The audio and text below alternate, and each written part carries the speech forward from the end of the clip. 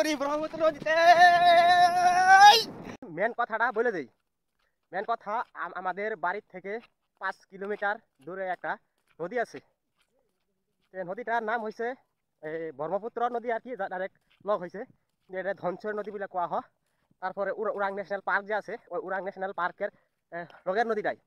তো আমরা এখানে আজকে আইছি, তার মানে আমাদের বন্ধু একটা মাছ মারতে আইছে। তো আসলাম, আসার পরে দেখি মাছ বেশি একটা পাই নাই। তার জন্য আমাদের আরেকজন বন্ধু ছিল, তিনি বলতেছে যে চলো আমাদের নদীর ওই পারে একটা ক্ষেত আছে, পাট ক্ষেত। তো পাট ক্ষেতটা গেলে ইটাও যাওয়া যায় না, হাটে যাওয়া যায় না, নাও দিয়ে যাওয়া লাগে। তো নাও দিয়ে পার হয়ে যাবো। তো বহুত দূর আছে আর কি, তার মানে কি আমাদের নাও নাও পার হলে এর তাহানি করে পোল ফুরে গেছে এক হাঁটু করে। তো এক হাঁটু করে পার হয়ে আইলাম। তো নাও দিয়ে যাবো, এটা আপনারা দেখুন। নাও দেখি মিলে আমরা পার হই। তো আপনারা যারা ভয় খান, ভয় খাওয়ার কোনো কথা নাই, আমি পারবো, আপনারা পার হবেন না। তো দেখুন, আর আমার সঙ্গে আরো দুজন আছে, আমি ওখানে দেখাইতেছি। বহুত একটা হরা লেগে গেছে। এখন না বিকেল আইসে পড়ছি।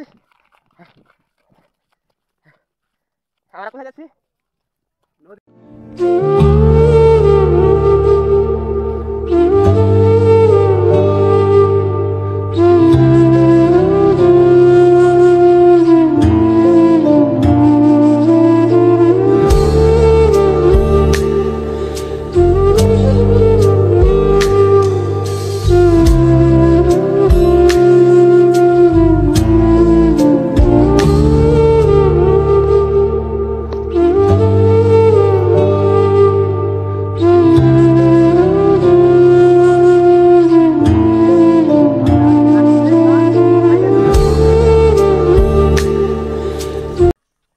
Already we are coming to international park of Urang.